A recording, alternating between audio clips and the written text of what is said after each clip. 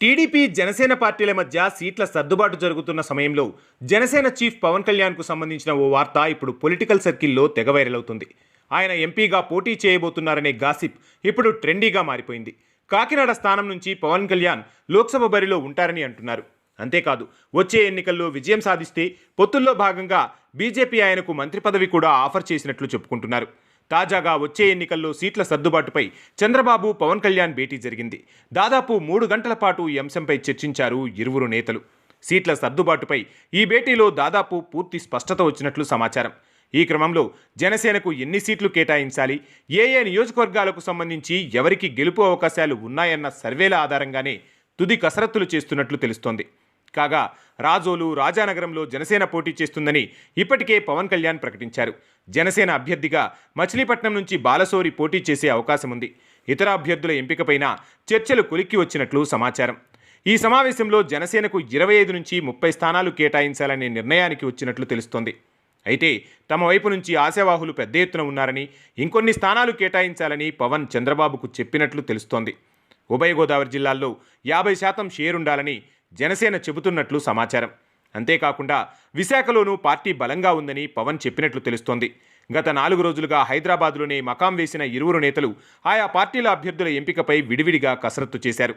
తాజా భేటీలో దీనిపై ఏకాభిప్రాయానికి వచ్చినట్లు తెలుస్తోంది. జనసేన పోటీ చేసే స్థానాల్లో టీడీపీ ఆశావాహులకు నచ్చజెప్పి వారి రాజకీయ భవిష్యత్తుకు ఆ పార్టీ అధిష్టానం భరోసా ఇవ్వనుంది. అటు టీడీపీ పోటీ చేసే స్థానాల్లో జనసేన ఆశావాహులకు సర్ది చెప్పి వారి పొలిటికల్ కెరియర్కు జనసేన అధిష్టానం హామీ ఇవ్వనుంది. సీట్ల అంశంపై ఇరు పార్టీల నేతలకు నచ్చజెప్పాక ఓ మంచి రోజు చూసుకుని స్థానాలను ప్రకటించేందుకు చంద్రబాబు, పవన్ ప్రణాళికలు రచిస్తున్నారు. ఇలా సీట్ల విషయంలో చర్చలు జరుగుతున్న సమయంలోనే పవన్ పోటీపై క్యాడర్లో చాలా ఊహాగానాలు ఉన్నాయి. మిగతా నాయకుల సంగతి పక్కన పెడితే పవన్ కళ్యాణ్ ఎక్కడి నుంచి పోటీ చేస్తారనే వార్త అందరినీ తెగ డ్రిల్ చేస్తోంది. ఈ క్రమంలో చాలా నియోజకవర్గాలు తెరపైకి వచ్చాయి. పిఠాపురం అని ఒకసారి, తిరుపతి అని మరోసారి, గాజువాక, భీమవరం అని ఇలా రకరకాల ఊహాగానాలు సాగుతూనే ఉన్నాయి. ఇవేవీ కాదని ఆయన ఇప్పుడు ఎంపీగా వెళ్లబోతున్నారనే వార్త తాజాగా ట్రెండ్ అవుతోంది. టీడీపీ జనసేన పొత్తు కుదుర్చుకున్నప్పటి నుంచి పవర్ షేరింగ్ ఉండాలంటూ పవన్ ఫ్యాన్స్ పట్టుబడుతున్నారు. ఆయనకు మద్దతిచ్చే నేతలు కూడా కొందరు ఇదే విషయంపైనే మాట్లాడుతున్నారు.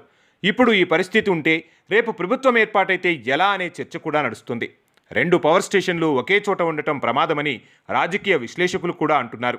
ఇలాంటి సమస్య రాకుండా పవన్ కళ్యాణ్ ఇప్పుడు ఢిల్లీపై దృష్టి పెట్టినట్లు చెప్పుకుంటున్నారు.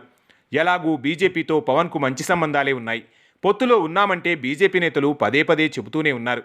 అందులో భాగంగానే ఆయన్ని గెలిపించే బాధ్యతను జనసేన, టీడీపీ తీసుకుంటే తరువాత కేంద్రంలో మంత్రి పదవి ఇచ్చే బాధ్యతను బీజేపీ తీసుకుంటుందని అంటున్నారు.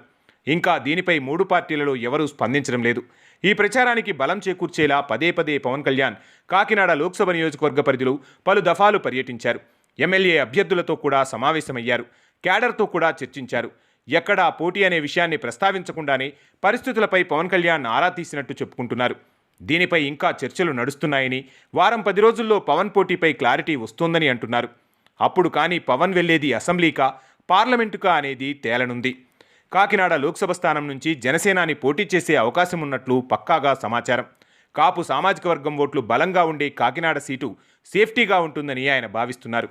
అందుకే ఆయన పదే పదే ఆ లోక్సభ నియోజకవర్గ పరిధిలోనే పర్యటిస్తున్నారని తెలిసింది. వైసీపీ సిట్టింగ్ ఎమ్మెల్యే ద్వారంపూడి చంద్రశేఖర్పై పవన్ ఒంటికాలుపై లేవడానికి కారణం కూడా ఇదేనని చెబుతున్నారు. ఈ లోక్సభ స్థానం పరిధిలోని అసెంబ్లీ సీట్లలో జనసేనకు బలమైన ఓటు బ్యాంకు ఉన్నట్లు అన్ని సర్వేల్లో తేలింది. కాబట్టి పవన్ ఇక్కడి నుంచి పోటీ చేయాలని నిర్ణయించుకున్నట్లు తెలిసింది. ఈసారి సార్వత్రిక ఎన్నికల్లో 3వసారి ఎన్డీఏ ప్రభుత్వం అధికారం చేపట్టడం ఖాయమని తేలిపోవడంతో పవన్ ఈ నిర్ణయం తీసుకున్నారని చెబుతున్నారు రాజకీయ విశ్లేషకులు. ప్రధాని మోదీ వద్ద తనకు ఉన్న పలుకుబడితో పవన్ కావాలనుకుంటే ఎప్పుడో కేంద్ర మంత్రి అయ్యుండేవారు. కానీ ప్రజాబలంతో గెలిచి చట్టసభల్లో అడుగుపెట్టాలని పవన్ బలంగా నిర్ణయించుకున్నారు. కావున లోక్సభ బరిలో దిగుతున్నారని తెలుస్తోంది.